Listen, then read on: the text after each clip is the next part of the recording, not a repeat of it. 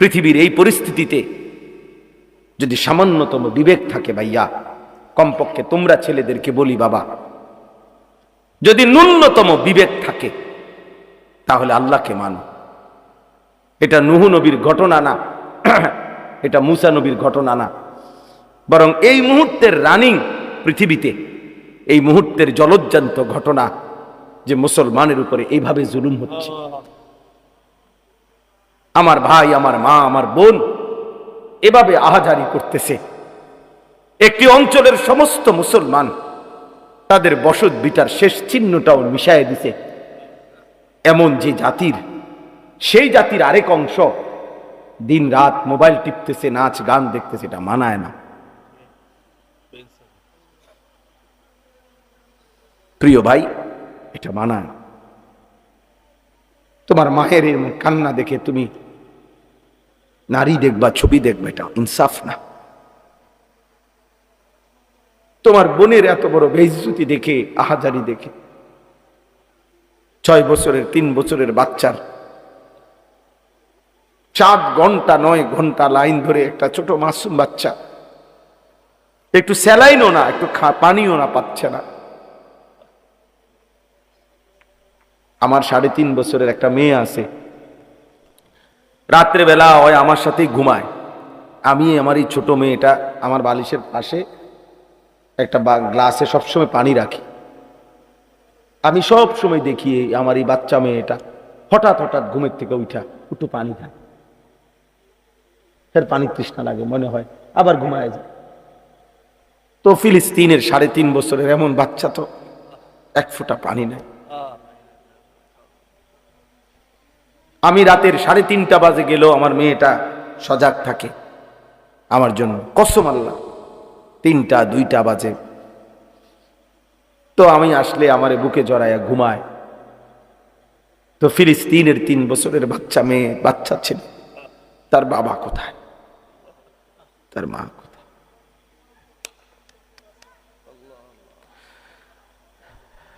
অতএব এই অবস্থায় তুমি, আমি, আমরা সবাই যদি আল্লাহর নাফরমানি করি, এটা ইনসাফ না।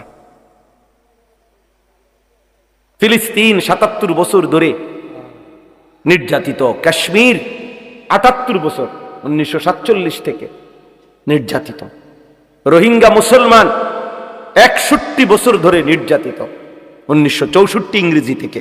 তুমি হিসাব করো, আমার কাছে হিসাব আছে সব।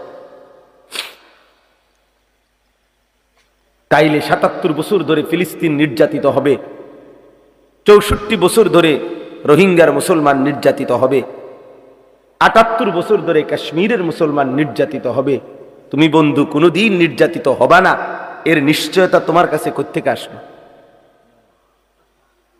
কথা বলেন না। আমাদের উপরে কখনোই কোনো মুসিবত আসবে না। প্রিয় ভাই, তুমি কেমনে বুঝলা? তুমি কেমনে বুঝলা? তুমি কেমনে এতটা নিশ্চিন্ত হইয়া গেলা যে তোমার উপরে কোনো মুসিবত আসবে না? তুমি এইভাবে আল্লাহর সাথে বিদ্রোহ করতেছ। 1 ওয়াক্ত নামাজ নাই, সেজদা নাই, দিন নাই, রাত নাই, নারী, ছবি, নাচ গান, মদ, জুয়া, সুদ, ঘুষ, মিথ্যা, চুরি, ডাকাতি, হারাম, নাফরমানি, জওয়ান কিংবা বুড়া, আমি কিংবা আপনি, নারী কিংবা পুরুষ, আমরা যেভাবে আল্লাহর নাফরমানি করছি, বলেন আমাদের উপরে কি কখনোই এমন আযাব আসতে পারে না? মনে রাখবেন, রাসূলুল্লাহ সাল্লাল্লাহু আলাইহি ওয়াসাল্লাম বলছেন, যে ব্যক্তি কোনো দ্বীনি মজলিসে ফাঁকা জায়গা দেখলো, অতঃপর নিজে পূর্ণ করলো, আল্লাহ তাআলার আশ্রয়ে, কুদরতি কোলে সে আশ্রয় নিল। এটা একদম বুখারী শরীফের হাদিস। মান রাআ ফুরজাতান ফাজালাসা ফিহা ফাকাদ আওয়া ইলাল্লাহ। অনেক বড় ফজিলত। এজন্য ফাঁকা জায়গা দ্বীনি মাহফিলে, দ্বীনি মজমায় পূরণ করে বসা খুব নেকি। আরেকটা ছোট্ট অনুরোধ হলো, তোমরা ছেলেরা কেউ হাতে ধরা যে মোবাইল, এটি নামায় ফেলো, বন্ধ করে ফেলো। এমনি শোনো, আমি বললাম এই হাতে ধরে মোবাইল রেকর্ড করো না, ভিডিও করো না, এটা একদম বন্ধ করে দাও দোস্ত, আল্লাহর ওয়াস্তে। আমরা মনোযোগ দিয়ে আল্লাহর কথা শুনি, অল্প একটু সময় আল্লাহর কথা যে যতটা মহব্বতের সাথে দিল থেকে শুনে আল্লাহ তার জিন্দিগি বদলায়। কিছুটা যদি পরিবর্তন না হয় কারোই, তো কি শুনলাম আর কি বললাম, আমারই বলার লাভ কি, আপনাদেরই শোনার লাভ কি?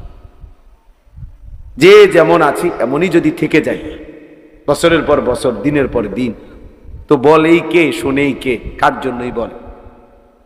এটা ভাবা উচিত।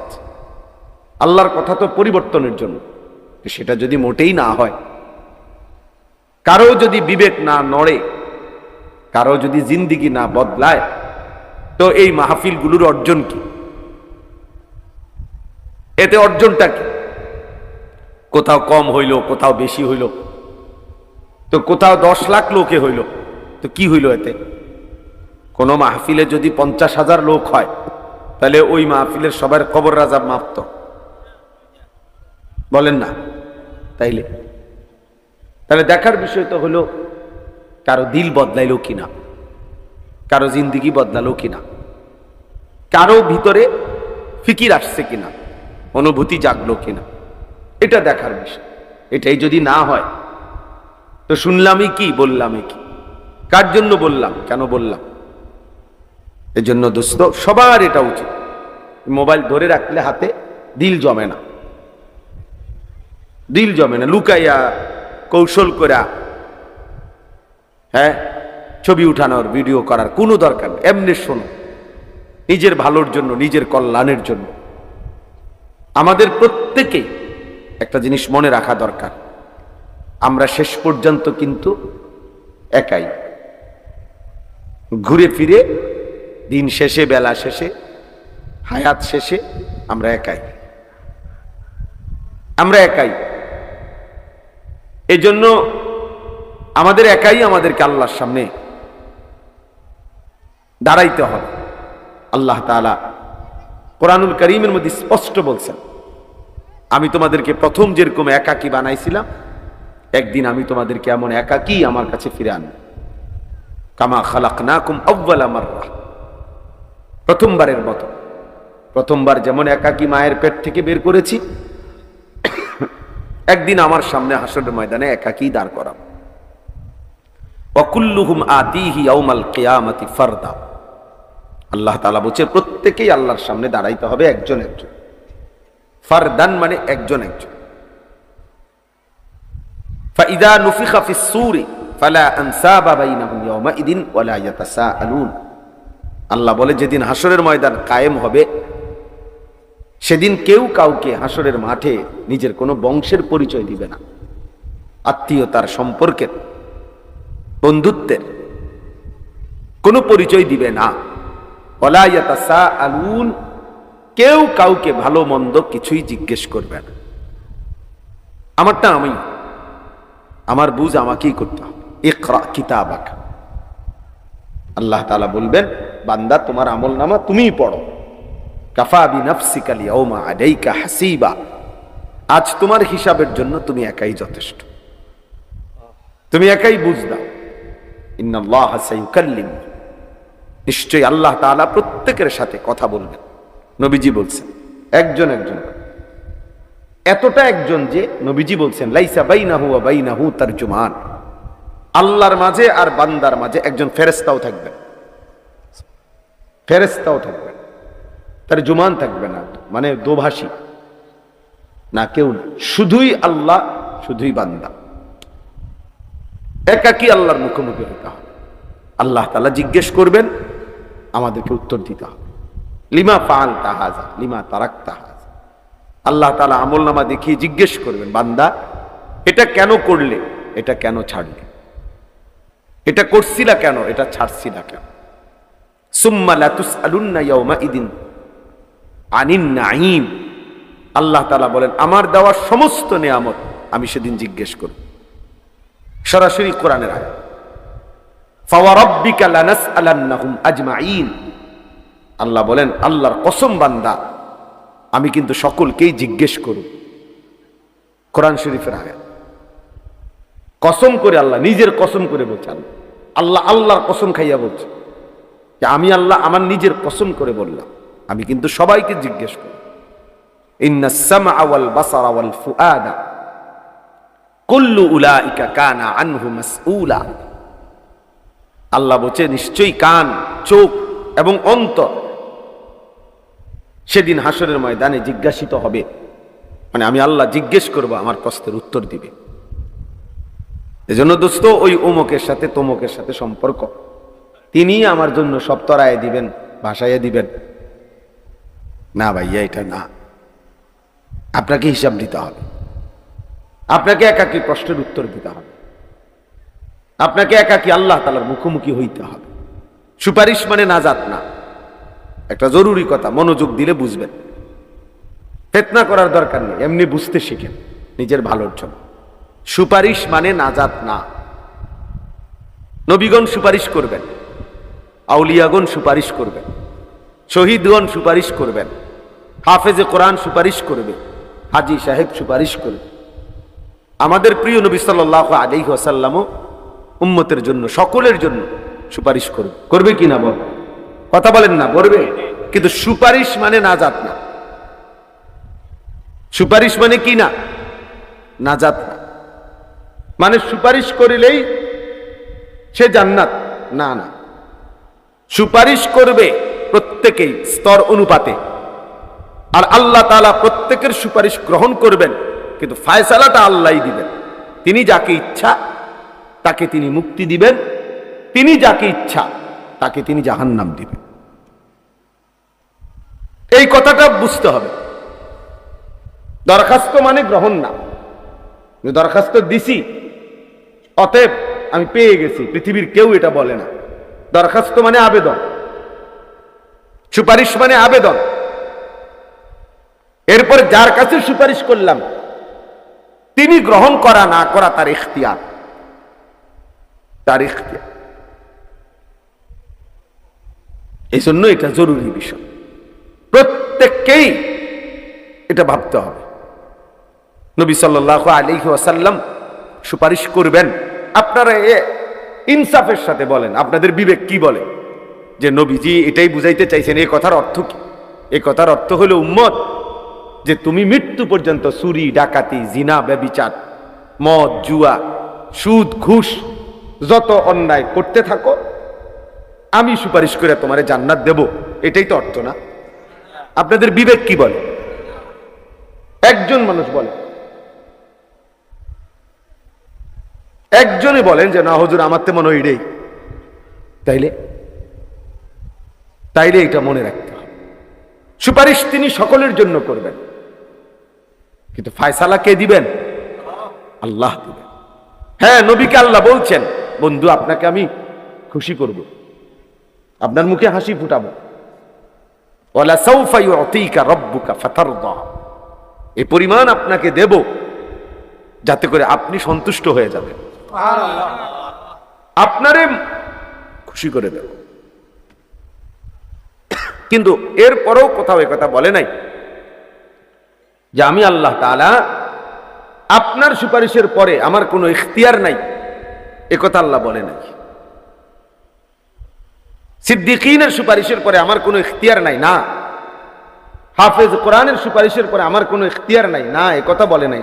সুপারিশ করবে কিন্তু ফায়সালা আল্লাহ। এই জন্য ছেলেরা, বাবারা, আমার এটা মূল উদ্দেশ্য বোঝানো। একটি মাহফিল তারা করছে, আমরাও করলাম, অমুকে করছে, তমুকেও করলো, এই গ্রামের ছেলেরাও করছে, ওই গ্রামের ছেলেরাও করলাম, ফাটাফাটি করলাম, প্রতিযোগিতা করলাম, দেখাই দিলাম, মানুষ আইনা জমা করলাম। কেউ হেলিকপ্টার দিয়ে হুজুর আনলাম, কেউ বিমান দিয়ে আনলাম, কেউ এর চাইতে বড় বক্তা আনলাম, কেউ লাখ টাকা দিয়ে হুজুর আনলাম। ঠিক আছে, মানুষ জমলো। হ্যাঁ, এরপরে কি অর্জন কি সেটা বল। অর্জন তো দেখা দরকার, অর্জনটা কি হলো আমার? হ্যাঁ, মানুষে কইছে আর কি আগামীকাল তার মাহফিলের লোক হয়েছে। হ্যাঁ, তো এরপরে কি হয়েছে বলছে আর কি। মনে করেন পুরা গ্রাম চুক্তি সবাই বলছে যে মানুষ আর মানুষ রে। হ্যাঁ, তো এরপরে খালাস। এটাই এই 2 লাখ টাকা খরচ করার মাকসাদ এটাই যে মানুষে কইছে, লোক হইছে, তে কামিয়াব। সার্থক এটা, আমার এই 5 লাখ টাকা খরচ করা সার্থক, এটা বুঝে, এটা বুঝা দরকার বাবা। ছেলেরা বাবা তোমরাও বুঝা দরকার ইনসাফ কি বলে। এই লৌকিকতা, এই প্রদর্শনী তো মূল মাকসাদ না, এটা তো জনসভা না, এটা তো ইলেকশনের প্রস্তুতি না, এটা তো ভোটের জন্য মানুষের দিল তৈরি করা না, এটা তো আখেরাতের জন্য দিল তৈরি করা। তা আখেরাত অর্জন হবে তো সেজদার মাধ্যমে, আল্লাহর বন্দিগির মাধ্যমে, রাসূলুল্লাহ সাল্লাল্লাহু আলাইহি ওয়াসাল্লামের সুন্নাতের অনুসরণের মাধ্যমে, নিজের জিন্দেগিটা সুন্দর করার মাধ্যমে। তো সেটা যদি কখনোই আমার জীবনে না আসে, আমি যদি 60 বছরও বিড়ি সিগারেট ছাড়তে পারলাম না, তো আমার মধ্যে দিন আসলো কি? 60 বছর বয়সেও যদি আপনি গালি ছাড়া কথা বলতে পারেন না, তো দিন কোথায় আসলো? 40 বছর, এখনো 40 বছর ধরে প্রতিদিন ওজনে কম দেয় যে ব্যবসায়ী, তো তার মধ্যে দিন আসলো বলেন বাবা? যে মা, যে বোন আজকে 25 বছর ধরে বেপর্দা, সবসময় রাস্তার পাশে, পুকুরের পারে, মানুষের চোখের সামনে গোসল করে, বেপর্দা হাঁটে চলে, তো এই মার জীবনে দিন আসলো কো? এই বোনের জীবনে দিন কোথায় আসলো? তোমরা যারা ছেলেরা দিনের পর দিন এক ওয়াক্ত নামাজ পড়তে পারো না, পড়ো না, আমার ভাইয়া, তোমার মধ্যে দিন কোথায়? ইসলাম কোথায়? তুমি কোন হিসাবে জবাব দিবা? ইনসাফ করে ভাব। আমি এই জন্য শুরুতে বলছি, শেষ পর্যন্ত কিন্তু আমরা একাই। কেউ কাউরে সালাক মনে করেন না, আর কেউ কাউরে বোকাও মনে করেন না। আমনে শুধু সালাক আর আমি বেকুব কা? আমনে ভাত খাইলে আমি কি সিরানি খাই? কথা কয় না? হ্যাঁ, আমনে 3 বেলা ভাত খাইলে আমরা কি সিরা খাই? তো আমি বেকুব হবো কেন? আমি বোকা হবো কেন? তুমি চালাক হইলা কেমনে? কেউ কাউকে জন্য বোকা ভাবতে নাই, সবাই বিবেকবান। বোকা পাগল হইতে পারে, বোকা প্রতিবন্ধী হইতে পারে, কিন্তু সুস্থ সবল মানুষ বোকা হবে কেন? এজন্য আল্লাহর নবী সাল্লাল্লাহু আলাইহি ওয়াসাল্লাম বলছেন, আল মুমিনু গিররুন কারীম, মুমিন সাদাসিধে হয়, সহজ সরল হয়, করিম ভদ্র হয়, আর কি লা ইয়াখদাউ ওয়ালা ইউখদাউ। নবীজি বলেন মুমিন কাউকে ধোঁকা দেয় না, আবার নিজেও ধোঁকা খায় না। সুবহানাল্লাহ, লা ইয়াখদাউ ওয়ালা ইউখদাউ, ধোঁকা দেয়ও না, ধোঁকা খায়। মুমিন বেওকুফ হয় না। কেন বেওকুফ হবে? সে ঈমানদার। এজন্য আমি অনুরোধ করতেছি, এ কম হোক বেশি হোক, ছোট হোক বড় হোক, প্রত্যেকটা বয়ানের মধ্যে আমাদের মধ্যে যেন এই ফিকিরটা থাকে যে আমার কলিজার মধ্যে কোনো অনুভূতি আসছে কিনা। তাইলে 10 জনের মজমাও দামি, আর নাই তো 10 লক্ষের মজমাও বেদামি। কেউ বুট খাইলো, কেউ বাদাম খাইলো, কেউ চানাচুর খাইলো, কেউ চটপুরি খাইলো, কেউ ফটকা বাজাইলো, কেউ বেলুন, কেউ বিড়ি খাইলো, কেউ সিগারেট খাইলো, কেউ কতক্ষণ সুর দিল, কতক্ষণ কেউ নাচলো, কেউ গাইলো, কেউ ডুললো, এই আর কি তারে নারে করে শেষ হয়ে গেল। যার মতো, আগের মতোই ফজরের নামাজে মুসল্লি নাই, আগের মতোই বাজারের কোনো ব্যবসায়ীর জীবনে পরিবর্তন নাই, কারো আখলাকের মধ্যে ছিটে ফোটা কোনো পরিবর্তন নাই।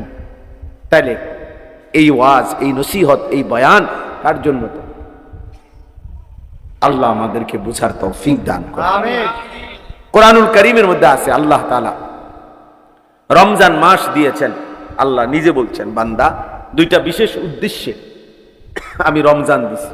1, লাআল্লাকুম তাত্তাকুন, যেন তোমাদের একটি পূর্ণ মাস রমজান, রহমত, মাগফিরাত, নাজাত, এত বড় শ্রেষ্ঠতম মাস পেয়ে যেন তোমরা প্রত্যেকেই মুত্তাকি হইতে পারো, গুনাহ থেকে বাঁচবার একটা হিম্মত যেন আসে, হিম্মত, আল্লাহর ইবাদত করার যেন একটা জজবা আসে।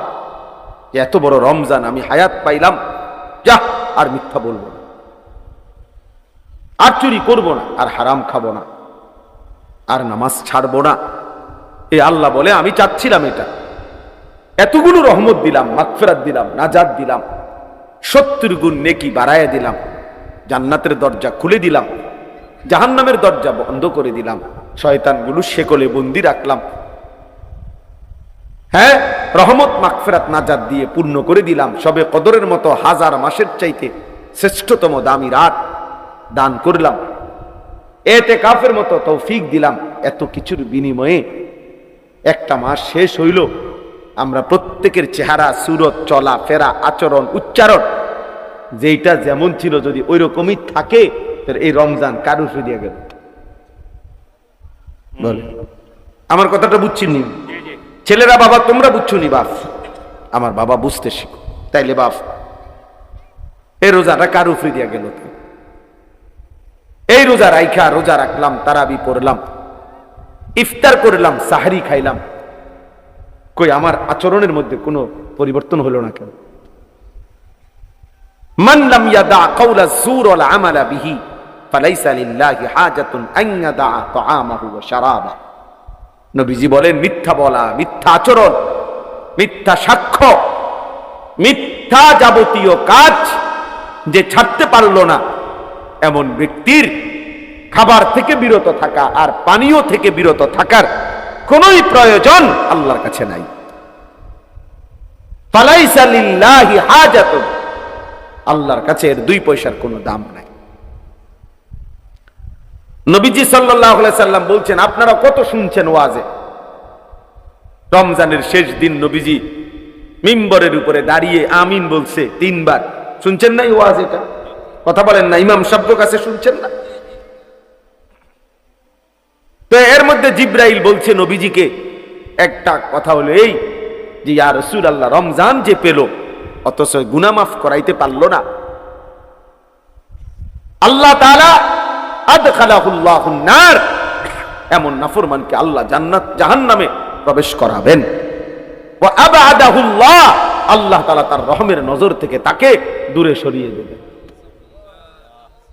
অভিশপ্ত ওই জীবন, ফেরেশতা যেন তার উপরে লানত দিছে যে তোর উপরে আল্লাহর লানত পড়ুক, রমজানের মতো এত বড় মাস পেয়েও তোর কোনো পরিবর্তন নাই, খোদার গজব পড়ুক তোর উপর, আল্লাহর লানত পড়ুক তোর উপরে, আল্লাহর লানত। এত বড় রমজান পেয়েও একটা মিথ্যা বলা ছাড়তে পারলি না নাফরমান, নতুন করে নামাজ পড়া শিখলি না নাফরমান,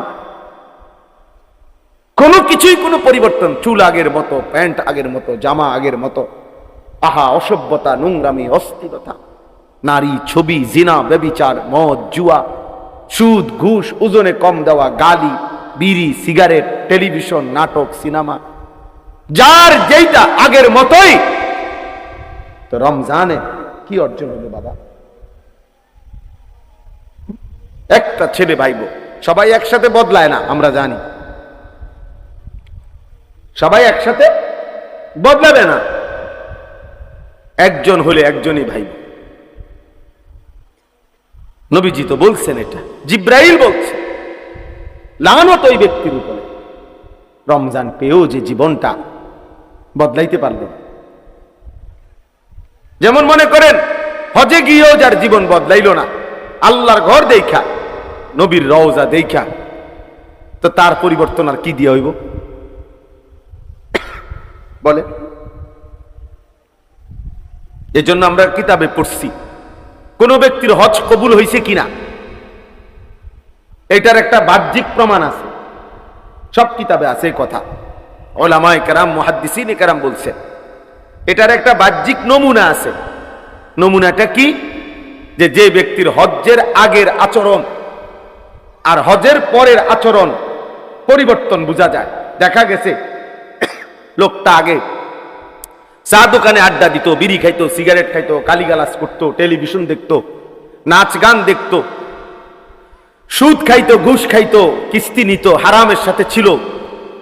আলহামদুলিল্লাহ এখন হজের থেকে আইসা সব ছেড়ে দিছে, নামাজ রোজা করে, তাসবিহ তেলাওয়াত করে, বুঝাই যায় চেহারা তো উলামায়ে কেরাম বলেন এটা প্রমাণ করে যে আল্লাহ তাআলা তার হজ কবুল করছে। কারণ তার মধ্যে কি হয়েছে? পরিবর্তন হয়েছে। কথাটা বুঝছেন কিনা বলেন? তাহলে রমজানেরও তো একটা উদ্দেশ্য আছে।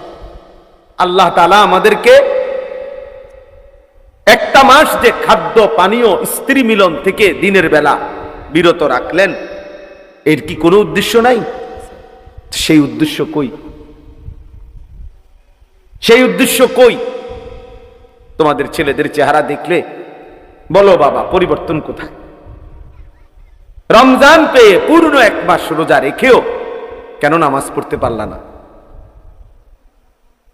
কেন পারলা না? রমজানের ওই দেখেন মোবাইল ধরেই রাখছে। মানে কিছু এত অসভ্য কিছু ছেলে এরকম এত বেয়াদব, মানে কলিজার ভিতরে যার মোবাইল ঢুকে গেছে, এই অসভ্যর পরিবর্তন কঠিন। ওর কথা হইল, হুজুর তোমার বাপ না তোমার আব্বাইও যদি কয় আমি ছাড়তাম না মোবাইল। মোবাইল আমার প্রাণ, মোবাইল আমার প্রাণ ভ্রমরা। এই ভ্রমরা যদি টিপ দেয়, আগে শুনছি গল্প ছোটবেলায়, রাক্ষসের প্রাণ ছিল কিসে? ভ্রমরার ভিতরে। যে আমরা ছোটবেলায় গল্প শুনতাম না, ওই ভ্রমরা যদি কি টিপ দিয়ে মাইরা লায়, তাহলে রাক্ষস কি হয়ে যাবে?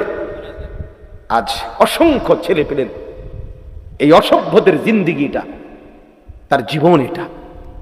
তার কোনো মা নাই, তার কোনো বাপ নাই, তার কোনো বংশ নাই, তার কোনো ধর্ম নাই, তার কোনো কোরআন নাই, তার কোনো আল্লাহ নাই, তার কোনো রাসূল নাই।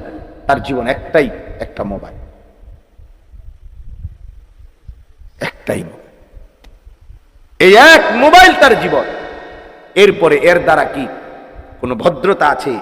মানুষ কি মনে করে, মানুষ আমাকে কেমন জানে, কিচ্ছু আমার দরকার না। আমি মোবাইল চালাইতে পারতেছি, নারী ছবি অশ্লীল দৃশ্য এমবি আছে, চার্জ আছে, খালাস, নেট আছে।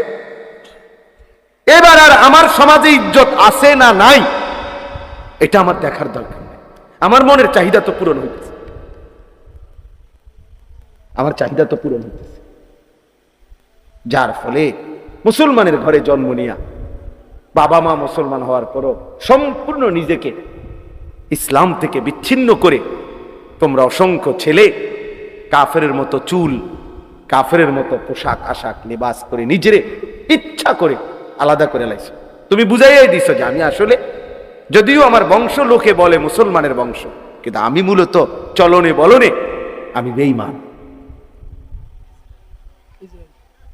আহ বলো ভাইয়া, নাই তো এই চুল মুসলমানের চুল। তাইলে তোমার মা কোথায়, তোমার বাবা কোথায়, তোমার বংশ কি, তোমার ধর্ম কি, তোমার আল্লাহ কোথায়, তোমার রাসূল কোথায় সাল্লাল্লাহু আলাইহি ওয়াসাল্লাম, তোমার কোরআন কোথায়, তোমার ছোটবেলার মক্তবের পড়ালেখাটা কই গেল, তোমার মায়ের আদর কই গেল, তোমার বাবার আদর কই গেল?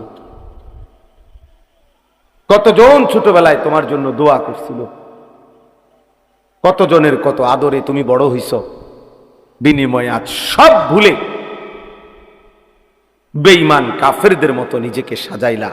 আহ, এর চাইতে বড় পরাজয়, এর চাইতে বড় পরাজয়। অস্ত্রের মুখে মুসলমান কোনোদিনই হারবে না, আজকেও হারবে না ইনশাআল্লাহ। ফিলিস্তিনেও হারবে না মুসলমান। মুসলমান এখনো হারে নাই, ইসরায়েল জিতে নাই, এখনো জিতবেও না কোনো সন্দেহ নেই। মুজাহিদিন মাটির নিচে বাংকারে সব আছে, মুজাহিদিন আছে, তারা শহীদ হয় নাই এখনো।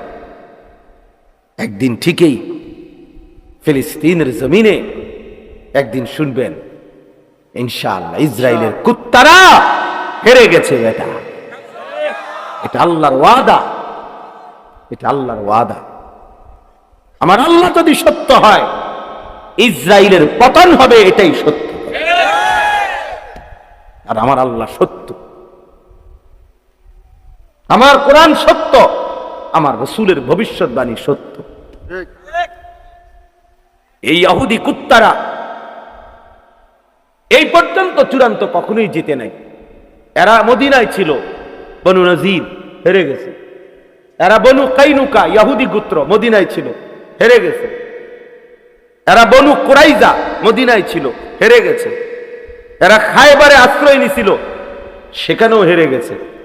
হযরত ওমরের জামানায় পুরা আরব সীমানা থেকে আখরিজুল ইয়াহুদা মিন জাজিরাতিল আরব, আরব সীমানা থেকে ওমর রাদিয়াল্লাহু তাআলা আনহু বের করে দিয়েছে, ওদেরকে বের করে দিয়েছে।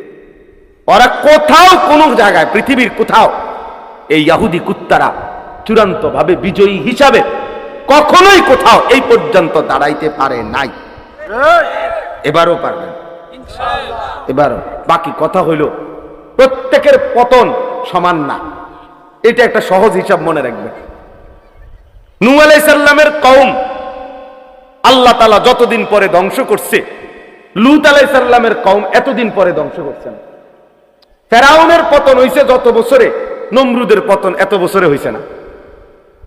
কথা বুঝছেন? হিসাবটা বুঝছেন? প্রত্যেক জালেমের, প্রত্যেক পাপীর, প্রত্যেক নাফরমান বেঈমানের পতন একই সময় না, যে যেই নাফরমানি করবে 10 বছরের মাথায় সেই পতন হবে না, এটা না। কার জন্য পতন কোন দিন সেটা একমাত্র আল্লাহর ফয়সালা।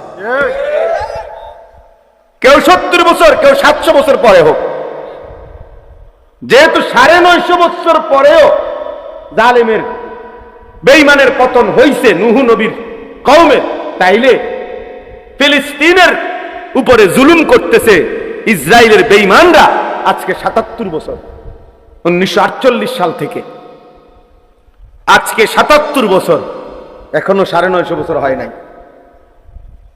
তো 950 বছর নূহ নবীর কওম জালেমরা জমিনে অহংকার করছে, আস্ফালন করেছে। 950 বছর নূহ নবী জুলুমের শিকার হয়েছে, নূহ আলাইহিস সালাম। কিন্তু এরপরও একদিন ইমানের বিজয় হয়েছে, একদিন ঠিকই বেঈমান হেরে গেছে। এজন্য বন্ধু, সম্মুখ যুদ্ধে, মুখোমুখি যুদ্ধে, ওই ছেলে, এই ছেলে তুমি কি করো বাবা? এনে বসে বসে, এই ডোরা কাটা শার্টওয়ালা ছেলে, বাবা তুমি কি করো বাপ? আস্তাগফিরুল্লাহ, তার পুরা মনোযোগ হয় মোবাইলের দিকে, নয়তো তার ব্যক্তিগত কোনো ফিকির। আস্তাগফিরুল্লাহ। তোমার কাজ থাকলে চলে যাও বাবা।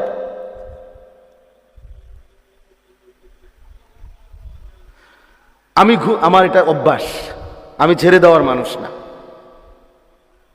আমি আরেক বছর আইতে হইবে এটা জরুরি না, আর কোনোদিন আসতে হবে এটাও জরুরি না। বলছে মৌলানা, বলছে মৌলানার মহব্বতে বলছে। একবার সুযোগ একবারই বলো, আমি যদি আরেকবার হায়াত না পাই, আমি যদি আরেকবার হায়াত না পাই, এই জন্য বললাম সম্মুখ যুদ্ধে, মুখোমুখি লড়াইয়ে 1450 বছরে কোনোদিন মুসলমান হারে নাই। এটাই ইতিহাস, এটাই ইতিহাস, এটাই ইতিহাস। এখনো পারবে। এ বম্পিং শেষ করতেছে না, মুসলমানের তাজা খুন ঝরছে, কিন্তু মাটির নিচে মুজাহিদ ঠিকই আছে, ঠিকই আছে। আল্লাহর ফয়সালা কিভাবে বিজয় হবে সেটা মালিক যখন দেখাবে, তখন 2 এ 2 4 ঠিকই মিলে যাবে, মিলে যাবে। দুপুরবেলা কেমনে ভাগবে এটা মালিক যেমনি সাজাইয়া রাখছিল, যখন দৌড় দিছে তখন সবাই দৌড় দিয়ে। আমরা কোনো কেউ বুঝছি না। হ্যাঁ, 5ই আগস্ট কেমনে দৌড় দিবে আমরা কেউর হিসাবে মিলছিল না, যে বাঁচবো কেমনে, যাইবো কেমনে, কি হইব কেউ জানছে না। রক্তই শুধু ঝরছিল। কিশোর যুবক তখন রক্তই দিচ্ছিল, ছাত্র জনতা তখন স্লোগানে মুখর করে দিছিল, তাজা খুন দিচ্ছিল। মনে হচ্ছিল কি হবে না হবে। ঠিকই মালিকের ফয়সালা যখন হয়েছে, তো গোটা পৃথিবী দেখছে জালেমের পতন কেমনে হয়েছে। এটাই সত্য। সিরিয়ায় 52 বছরের চাইতে বেশি বাপ পুত 2 জনে মিলে জুলুম করছে। হ্যাঁ, এই বাশার আল আসাদ আর তার বাবা দুইজনে মিলে সিরিয়ার 5 লক্ষ ইমানদার মুসলমানকে শহীদ করছে। জানো মিয়া, অসংখ্য নারী, লাখো নারী ধর্ষিতা হয়েছে। ছোট মাসুম বাচ্চা 16 বছর হয়ে গেছে, এই জন্মের পর থেকে 16 বছর 18 বছর পর্যন্ত জেলখানাতেই বড় হয়েছে। যেদিন জেলখানা থেকে বের হয়েছে তো সেদিন হয়তো 16 বছর 18 বছর। হ্যাঁ, এই 8ই ডিসেম্বর ঠিক এই বাশার আল আসাদ পতন হয়ে গেছে। তাইলে কারো পতন 16 বছরে হইতে পারে, কারো পতন 54 বছরে হইতে পারে, কারো পতন 950 বছরে হইতে পারে, কারো পতন 400 বছর পরে হইতে পারে। তাহলে ইসরায়েলের পতনও হবে, ইহুদি কুত্তাদের পতন হবে। কিন্তু আমি বন্ধু বলতেছি, আমার যে কথাটা, সম্মুখ যুদ্ধে মুসলমান বিজয়ী হবেই হবে ইনশাআল্লাহ। কিন্তু এই সাংস্কৃতিক যুদ্ধ, মনস্তাত্ত্বিক যুদ্ধ, এই আমাদের লেবাস পোশাক, চলা ফেরা, আচরণ, উচ্চারণ, আখলাক, তাহজিব, তামাদ্দুন, এই পরাজয়, আমাদের এই ব্যর্থতা, এটা কিন্তু অনেক দিন ধরে চলতেছে আমাদের। এটা কিন্তু বড় লজ্জার বিষয়। আমরা না খাইয়া মরে যাইতে পারতাম, কিন্তু আমরা বেঈমানের মতো সাজবো কেন? আমি প্রয়োজনে না খেয়ে মরে গেলাম, ইমানদারের রক্ত কোনোদিনও বিফলে যায় না। মুমিনের প্রতি ফোঁটা রক্তে জান্নাতের হুরেরা হাসতে থাকে। কোরআন শরীফে আছে দোস্ত, সূরা ইয়াসিনের মধ্যে ওই একজন ইমানদার 3 জন রাসূলের কাছে, যিনি একজন কালেমা পড়ছে, ওই 3 জন রাসূলকে যখন পুরা জাতি ঘেরাও করে মেরে ফেলবে, ঘেরাও দিছে, তখন একজন মাত্র ইমানদার আইসা 3 জন নবীর পক্ষে, রাসূলের পক্ষে কথা বলছে। ওয়াজাআ মিন আকসাল মাদিনাতি রাজুলুন ইয়াসআ ক্বালা ইয়া কওমি ইত্তাবিউল মুরসালিন। তখন আমি সংক্ষেপে বলতেছি, ওই এলাকার লোকেরা ওই রাসূলদেরকে ছেড়ে এই একজন ইমানদারকে ঘেরাও দিয়া মারতে মারতে ওনাকে শহীদ করে ফেলছে। কিন্তু আল্লাহর কসম, কোরআন শরীফে আছে, সরাসরি সূরা ইয়াসিনের আয়াত, সূরা ইয়াসিনে আছে এটা। আল্লাহ তাআলা ঠিক মৃত্যুর মুখ, শাহাদাতের পূর্ব মুহূর্তে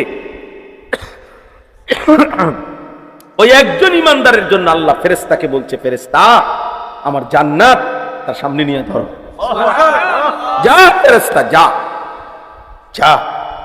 ফেরেশতা আয়েশা তার জান্নাতটা সামনে আইনা এই শাহাদাতের মুহূর্তে ফেরেশতা বলছে, কিলা দুখুলিল জান্নাহ, এই আল্লাহর বান্দা জান দে, জান্নাতে ঢোক। নাকি ও দুখুলিল জান্নাহ, ও দুখুল, ও দুখুল, আরে এখন ঢোক বেটা। ওরা মনে করতেছে তোরে মারতেছে, না, ফেরেশতা বলতেছে আমি তোকে জান্নাতে রিসিভ করলাম। সুবহানাল্লাহ। উদখুলিল জান্নাহ ক্বালা ইয়া লাইতা কওমি ইয়ালামুন। ওই ইমানদার তখন শেষ মুহূর্তেও বলছে, হায় আমার জাতি, তোমরা যদি বুঝতা যে তোমরা তো আমাকে মারো নাই, বরং তোমাদের এই মারার বরকতে আল্লাহ আমারে মেরে মাফ করে দিছে আর আমারে সম্মানিত বান্দাদের অন্তর্ভুক্ত করে দিছে। বিমা গফারানি রব্বি ওয়া জাআলানি মিনাল মুকরামিন। আমারে মাফ করে দিছে আল্লাহ, আমার রক্তের ফোঁটায় আমার জিন্দেগীর গুনাহ মাফ। আমি সম্মানিতদের অন্তর্ভুক্ত হয়ে গেছি, আমি জান্নাতীদের অন্তর্ভুক্ত হয়ে গেছি। এজন্য ভাইয়া, মুসলমান জিতবেই, কিন্তু তুমি যে চেহারায়, সুরতে, লেবাসে, পোশাকে হেরে গেলা, তুমি যদি ঘুরে দাঁড়াইতে না পারো, তুমি যদি ঘুরে দাঁড়াইতে না পারো, তখন কি হবে? তখন কি হবে বাপ? এক ওয়াক্ত নামাজ না পড়তে পড়তে এভাবে 10 বছর, এভাবে 20 বছর, একদিন যদি আর কোনোদিন আল্লাহ তাআলা আখিরাতের কথা মনে না করায়, হ্যাঁ, সারা রাত উলঙ্গ ছবি দেখতে দেখতে যে ছেলেরা ঘুমাও, শরীরটা নাপাক, নারী ছবি দেখলে এটা নিশ্চিত শরীর নাপাক হয়ে যায়। এই বীর্যপাতের কারণে শরীর তো নাপাক হইছে, এশার নামাজও পড়ো নাই, এক ওয়াক্ত নামাজও পড়ো নাই, এই অবস্থায় ঘুমাই রইলা। যদি এই ঘুম আর না ভাঙ্গে,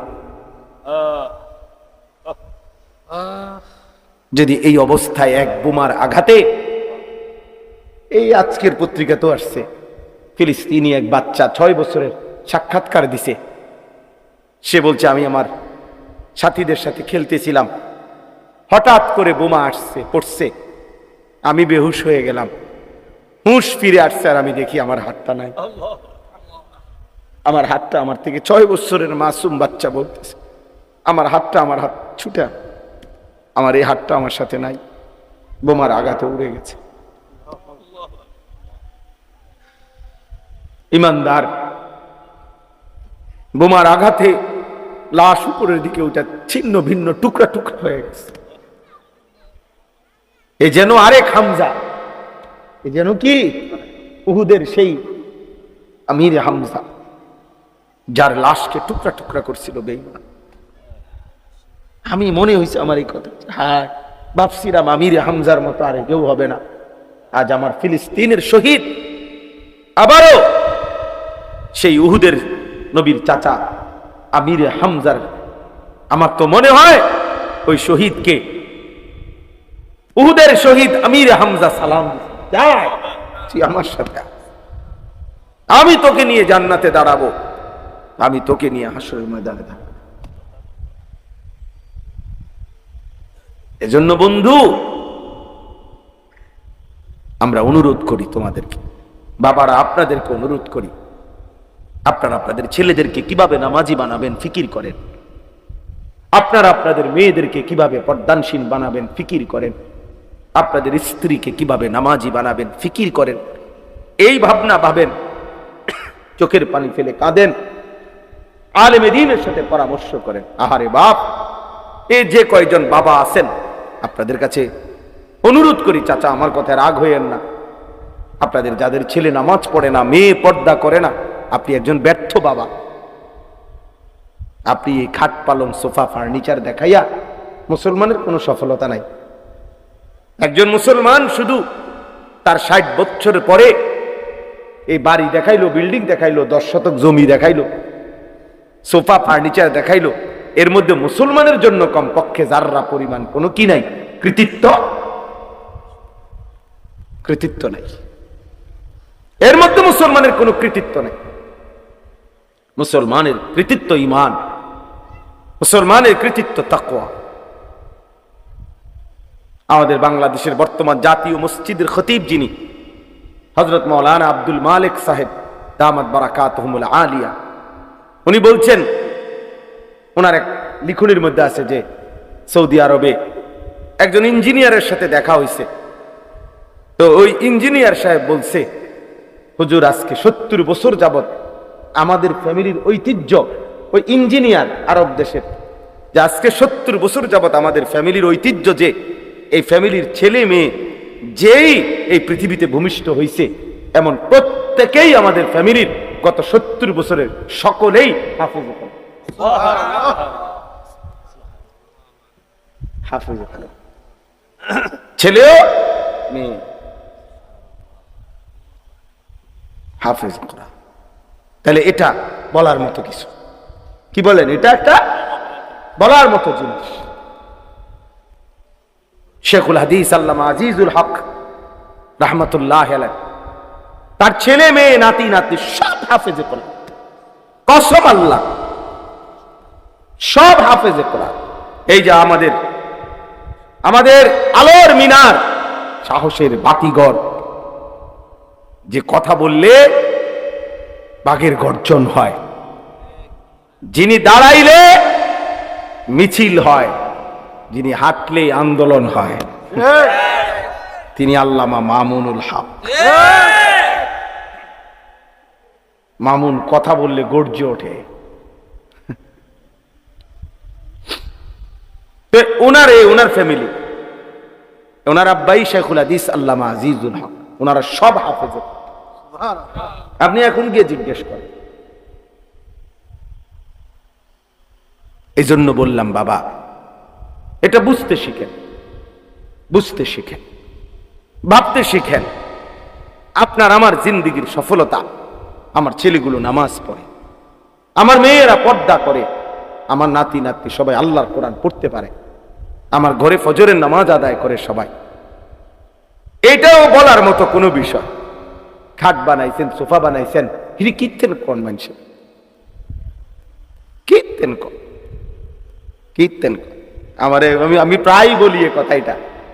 এক চাচা আমার একদিন কইছিল, হুজুর আল্লাহর রহমতে 4টা রুম দিয়ে একটা ঘর করছি, দোয়া করেন, 2টা বাথরুম দিছি ভিতরে, বাথরুম দি শুদ্ধা টাইম, আল্লাহ না রে তাকবীর, বাথরুম উদ্দা টাইম। কপাল, কপাল, ওনার বাপ দাদার কপাল, বাথরুমে উদ্দা টাইলস লাগাইছে। এর চাইতে বড় সফলতা জীবনের আর কি হইতে পারে? আমি বললাম, চাচা কপাল আমনের কত বড় সৌভাগ্য, আজকে আমনে এবং আমনের জিপুত নাতি নাতনি টাইলসের মধ্যে মোতেন। আল্লাহ পাক কত বড় নিয়ামত দান করছেন। আমনের পূর্বপুরুষ মাটিতে মুতছে না, আগের ওলারা তো কি মাটিতেই ভেসা করছে। এখন আমনে এবং আমনের পরবর্তী জেনারেশন এখন থেকে টাইলসে মুতবে। এর চাইতে বড় সৌভাগ্য জীবনের অর্জন আর কি হইতে পারে? এটা আলাদা ক্রেস্টে বাধাই করা দরকারি কথা। এটা বলে এটা একজন মুমিনের সফলতা?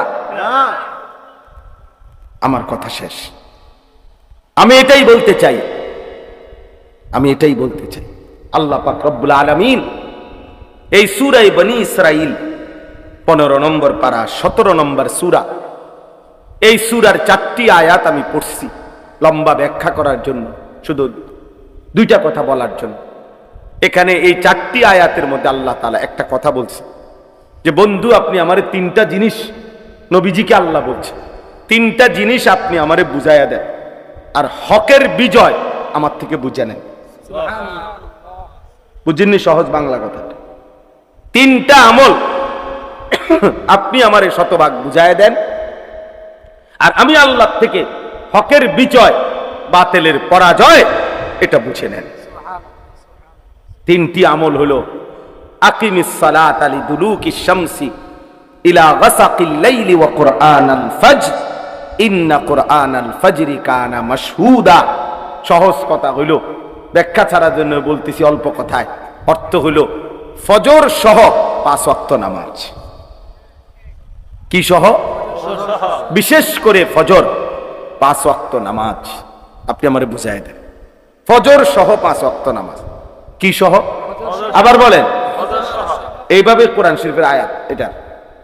2, অমিনাল লাইলি ফাতাহাজ্জাদ বিহি নাফিলাতাল লাক আসা আন ইয়াবআসাকা রাব্বুকা মাকামাম মাহমুদা। অর্থ হইল রাত্রি গভীরে তাহাজ্জুদ নামাজ। 5 ওয়াক্ত নামাজের অতিরিক্ত আর একটা নফল বিশেষভাবে আমারে বুঝাই দেন, নফল নামাজ, সেটা হলো তাহাজ্জুদ, রাতের গভীরের তাহাজ্জুদ। আর 3 নাম্বার, ওয়াকুর রব্বি আদখিলনি মুদখালা সিদকিন ওয়া আখরিজনি মুখরাজা সিদক ওয়াজআলনি মিন লাদুনকা সুলতানান নাসীরা। সংক্ষেপ কথা হলো দোয়া। সংক্ষেপ কথা হলো কি? দোয়া। বেশি বেশি দোয়া করেন। 5 ওয়াক্ত নামাজ ফজর সহ আদায় করেন, রাত্রি গভীরে তাহাজ্জুদ পড়েন, বেশি থেকে বেশি কি করেন?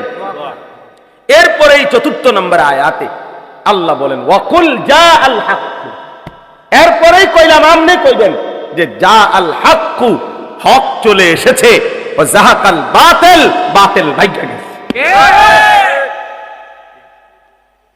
বাতিল পলাইছে। ইন্নাল বাতিলা কানা যাহুকা, নিশ্চয়ই বাতিলের পতন অবশ্যম্ভাবী হবেই হবে। ইন্না, নিশ্চিত আল্লাহ বলছে, দুশ্মন হেরেই যাবে, বাতিল হেরেই যাবে, হেরেই যাবে। এজন্য দোস্ত আমার, বন্ধু আমার, ছেলেরা আমার, আমি অনুরোধ করছি বাবা, পৃথিবীর এই পরিস্থিতিতে যদি সামান্যতম বিবেক থাকে ভাইয়া, কমপক্ষে তোমরা ছেলেদেরকে বলি বাবা, যদি ন্যূনতম বিবেক থাকে তাহলে আল্লাহকে মানো। এটা নূহ নবীর ঘটনা না, এটা মুসা নবীর ঘটনা না, বরং এই মুহূর্তের রানিং পৃথিবীতে এই মুহূর্তের জলজ্জান্ত ঘটনা যে মুসলমানের উপরে এইভাবে জুলুম হচ্ছে। আমার ভাই, আমার মা, আমার বোন এভাবে আহাজারি করতেছে। একটি অঞ্চলের সমস্ত মুসলমান তাদের বসত বিটার শেষ চিহ্নটাও মিশায় দিছে। এমন যে জাতির, সেই জাতির আরেক অংশ দিন রাত মোবাইল টিপতেছে, নাচ গান দেখতেছে, এটা মানায় না। প্রিয় ভাই, এটা মানায় না। তোমার মায়ের এরকম কান্না দেখে তুমি নারী দেখবা, ছবি দেখবা, এটা ইনসাফ না। তোমার বোনের এত বড় বেইজ্জতি দেখে, আহাজারি দেখে, 6 বছরের 3 বছরের বাচ্চার 7 ঘন্টা 9 ঘন্টা লাইন ধরে একটা ছোট মাসুম বাচ্চা একটু স্যালাইনও না, একটু পানিও না পাচ্ছে না। আমার 3.5 বছরের একটা মেয়ে আছে, রাত্রেবেলা হয় আমার সাথেই ঘুমায়।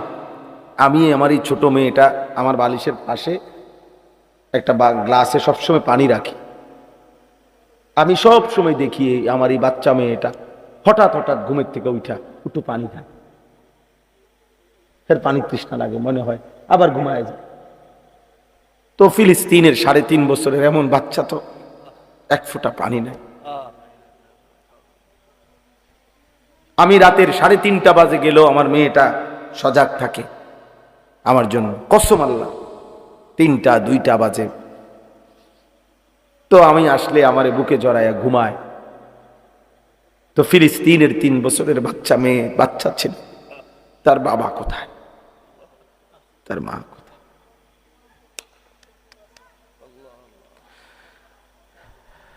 অতএব এই অবস্থায় তুমি, আমি, আমরা সবাই যদি আল্লাহর নাফরমানি করি, এটা ইনসাফ না।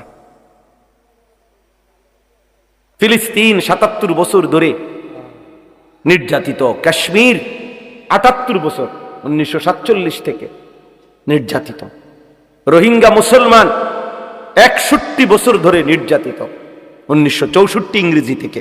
তুমি হিসাব করো, আমার কাছে হিসাব আছে সব। তাইলে 77 বছর ধরে ফিলিস্তিন নির্যাতিত হবে, 64 বছর ধরে রোহিঙ্গার মুসলমান নির্যাতিত হবে, 78 বছর ধরে কাশ্মীরের মুসলমান নির্যাতিত হবে। তুমি বন্ধু কোনোদিন নির্যাতিত হবা না, এর নিশ্চয়তা তোমার কাছে কোত্থেকে আসবে? কথা বলেন না। আমাদের উপরে কখনোই কোনো মুসিবত আসবে না। প্রিয় ভাই, তুমি কেমনে বুঝলা? তুমি কেমনে বুঝলা? তুমি কেমনে এতটা নিশ্চিন্ত হইয়া গেলা যে তোমার উপরে কোনো মুসিবত আসবে না?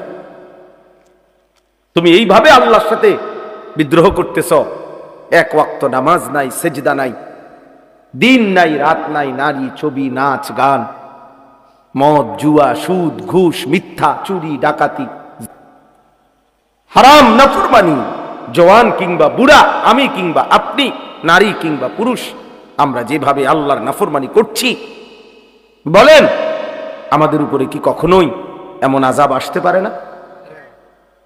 আল্লাহ আমাদেরকে বুঝ দান করেন, আল্লাহ আমাদেরকে কবুল করে নেন, আল্লাহ আমাদের জিন্দেগি সুন্দর করে দেন। এই আয়েশা সিদ্দিকা মহিলা মাদ্রাসা আল্লাহ তাআলা কবুল করে নেন। রাসূলুল্লাহ সাল্লাল্লাহু আলাইহি ওয়াসাল্লামের স্ত্রী আম্মা জান আয়েশা সিদ্দিকা রাদিয়াল্লাহু তাআলা আনহা, নবী সাল্লাল্লাহু আলাইহি সাল্লাম সবচেয়ে বেশি বিবিদের মধ্যে ভালোবাসতেন তাকে, আয়েশাকে। মাত্র 9 বছরে নবীজির ঘরে যখন উনি আসছে, তখন হযরতে আয়েশার বয়স ছিল 9। নবীজি সাল্লাল্লাহু আলাইহি সাল্লাম যখন ইন্তেকাল করছেন, তখন উনার বয়স হলো 18, মানে আয়েশা। তাহলে উনি নবীজির কাছে ছিলেন কয় বছর? বরাবর 9 বছর। এই 9 বছরে তিনি রাসূলুল্লাহ সাল্লাল্লাহু আলাইহি সাল্লাম থেকে এই পরিমাণ হাদিস শিখছেন, এই পরিমাণ দ্বীন শিখছে, কোরআন এবং সুন্নাহ, যে সমস্ত সাহাবীদের মধ্যে সবচেয়ে বেশি হাদিস বর্ণনাকারী সাহাবীদের তালিকায় 2 নাম্বার, সেকেন্ড এই আয়েশা। সব পুরুষ পিছে হালাই দিছে, শুধু ফার্স্ট হইল আবু হুরায়রা, আর এর পরের জনেই হযরতে আয়েশা সর্বাধিক হাদিস বর্ণনাকারী।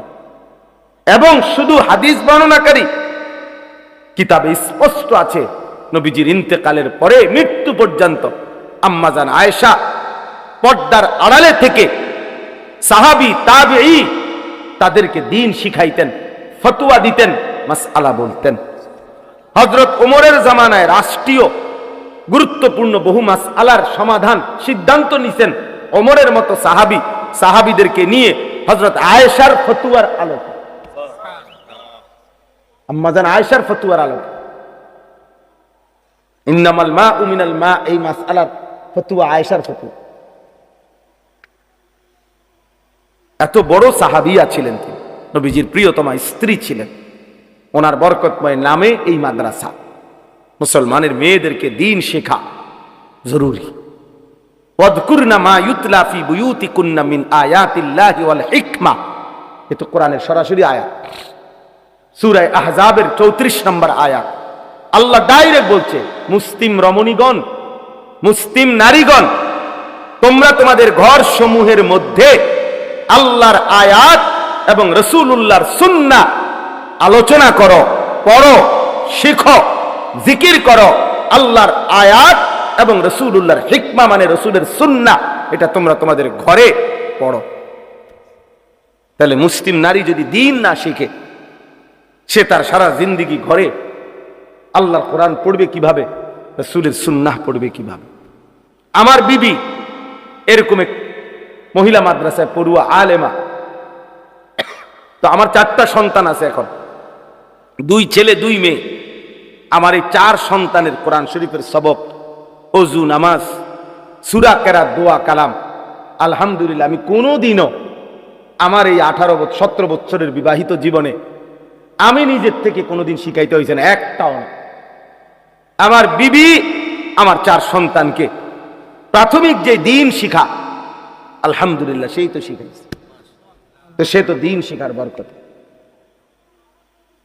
সেদিন যখন সারা বাংলাদেশ মিছিল করছে, আমরাও তো গেছি, মিছিল করছি ফিলিস্তিনের পক্ষে। এমনি বলতেছি, মহব্বত, আবেগে বললাম। তা আমার 7 বছরের যে ছোট ছেলে, আমার 2 ছেলের বড় ছেলে 13 বছর, আরে ছোট মিয়ারে আমি কইলাম, আব্বু তুই যাইও না, তো ছোট মানুষ, তুই এত লম্বা পথ হাঁটতে পারবি না মিছিলে। ওই যাইতে চাচ্ছিল, আমি মানা করছিলাম, কইলাম না সালমান যাইতেছে, তুই যাইও না, সফওয়ান রে। আলহামদুলিল্লাহ আমার বিবি বলছে যে না, ওরে নিয়ে যান, ওরে আমি আমার পক্ষ থেকে দিলাম, আল্লাহর কসম, ওরে আমি আমার পক্ষ থেকে দিলাম। হ্যাঁ, এক কন্যা, এক বোন, এক মেয়ে, এক মুসলিম নারী যদি দ্বীন শিখে, তো সে আখিরাতকে প্রাধান্য দেয়, আখিরাতকে প্রাধান্য দেয়। হযরতে আসমা রাদিয়াল্লাহু তাআলা আনহা, এই আয়েশা রাদিয়াল্লাহু তাআলা আনহার বড় বোন, ওনার ছেলে ছিল আব্দুল্লাহ ইবনে জুবায়ের রাদিয়াল্লাহু তাআলা আনহু, বিখ্যাত সাহাবী। উনি দুশমনের মোকাবেলায় যুদ্ধ করবে, শেষ কথাটা বলতেছি। তো ওনার আম্মার বয়স তখন, হযরতে আসমার বয়স তখন 100-র কাছাকাছি। উনি চোখে দেখে না, তখন অন্ধ হয়ে গেছিলেন শেষ বয়সে, চোখে দেখতেন না। তো শেষ হযরত আব্দুল্লাহ ইবনে জুবায়ের যুদ্ধের শেষ লড়াই করার জন্য রওনা দিয়া রেডি হইছে। তো মার সামনে আসছে হযরতে আসমা। আয়েশা বলছে, মা তুমি আমার শেষবারের মতো বিদায় দাও, আজ আমি চূড়ান্ত যুদ্ধে বের হব, আর যদি শহীদ হই মা, হয়তো আর ফিরে আসবো না, এই জন্য তুমি মা আমারে বিদায় দাও। আমি শাহাদাতের তামান্না নিয়ে এই হাজ্জাজের বিরুদ্ধে বের হলাম। তখন মা আসমা রাদিয়াল্লাহু তাআলা আনহা, উনি চোখে দেখে না, তো ছেলেকে কাছে টান দিছে, বুকের কাছে আনছে আর দোয়া করার জন্য, আদর করে দেওয়ার জন্য। হযরত আব্দুল্লাহ ইবনে জুবায়ের গায়ে হাত দিয়া আমি নিজের কিতাবে পড়ছি, উর্দু কিতাবে। হাত দিয়ে সাথে সাথে হাত সরায় ফেলছে, হাত সরায় ফেলছে আর কি। সরায় বলছে, বাপ। হযরতে আসমা বলতেছে, তুমি না বলে যুদ্ধে যাচ্ছ? বলছে, হ্যাঁ মা, যুদ্ধে যাচ্ছি। তখন তিনি বললেন, বাপ, তুমি না এইমাত্র বললা শাহাদাতের জন্য যুদ্ধে যাচ্ছ? বলছে, হ্যাঁ মা, শহীদ হওয়ার জন্য যাচ্ছি। তখন হযরতে আসমা বললেন, তাহলে আব্দুল্লাহ গায়ের মধ্যে লৌহ বর্ম পড়লা কেন? লোহার পোশাক পরলা কেন? আর লোহার পোশাক পরে তো শহীদ থেকে বাঁচতে চাচ্ছ, খুলে দাও বাপ, খুলে ফেলো এটা, তুমি না শহীদ হইবা। তো মায়ের আদেশে হযরত আব্দুল্লাহ ইবনে জুবায়ের লোহার পোশাক খুলে ফেলছে। বলছে, হ্যাঁ মা, এবার দোয়া করে দাও। বলছে, যা বাপ, দোয়া করে দিলাম। এরপরেই তিনি শাহাদাত বরণ করেছেন। এই হলো মুসলিম নারী, ইমানদার নারী। এজন্য সবাই নিজেদের মেয়েদেরকে দ্বীন শিখাবেন, আখলাক শিখাবেন, ছেলেকেও মেয়েকেও। আল্লাহ তাআলা তৌফিক দেন, কবুল করেন। এই মাদ্রাসায় আল্লাহ তাআলা বরকত দান করেন। আমিন। আলহামদুলিল্লাহি রাব্বিল আলামিন। মাওলায়ে করিম আপনি মাফ করে দেন, রব্বে করিম আপনি মাফ করে দেন, মেহেরবান মাওলা আপনি মাফ করে দেন। আয় আল্লাহ, আপনি মাফ করে দেন, পেছনের জিন্দেগির গুনাহ মাফ করে দেন, আগামী জিন্দেগি ঈমান আমল দ্বারা ভরপুর করে দেন। বাকিটা জীবন কাজে লাগাবার তৌফিক দান করেন। জওয়ান যুবক ছেলেগুলোকে মাওলা বদলে দেন, নামাজি বান, আখলাকওয়ালা বানান। মজলুম ফিলিস্তিনের জন্য আল্লাহ এই যুবকদেরকে আগামীর জিহাদের জন্য আল্লাহ আপনি কবুল করে নেন। আল্লাহ আপনি কবুল করে নেন। আল্লাহ আপনি চাইলে এরা পারবে মাওলা, এরা জীবন দেবে আপনার জন্য, আপনার দ্বীনের জন্য। এরা জান দেবে মাওলা, এরা জান দেবে। আল্লাহ সমস্ত কবরবাসীদেরকে মাফ করে দেন। এই মাদ্রাসা খানা কবুল করে নেন, মাদ্রাসা কবুল করে নেন, মাদ্রাসার জরুরত পূরণ করে দেন, ছাত্রী মিলায় দেন, শিক্ষক শিক্ষিকা মিলায় দেন, এলাকাবাসীকে মাদ্রাসার প্রতি মহব্বত ওয়ালা বানিয়ে দেন, এলাকাবাসীর দিল মদিনার আনসারদের মতো বানিয়ে দেন। সমস্ত কবরবাসীদেরকে মাফ করে দেন, কিয়ামত পর্যন্ত কবরের আযাব মাফ করে দেন। আল্লাহ অসুস্থ বিমারি যারা শিফা করে দেন, প্রবাসীদেরকে সহি সালামতে নিরাপদে রাখেন, সকলকে ঈমান আমলের দৌলত দান করেন। আল্লাহ আগামীকাল সকাল থেকে এসএসসি দাখিল পরীক্ষা, শত শত ছেলে মেয়ে আমাদের কাছেও দোয়া চেয়েছে। আল্লাহ সবাইকে সুস্থতার সাথে আল্লাহ আপনি পরীক্ষায় কামিয়াব করে দেন।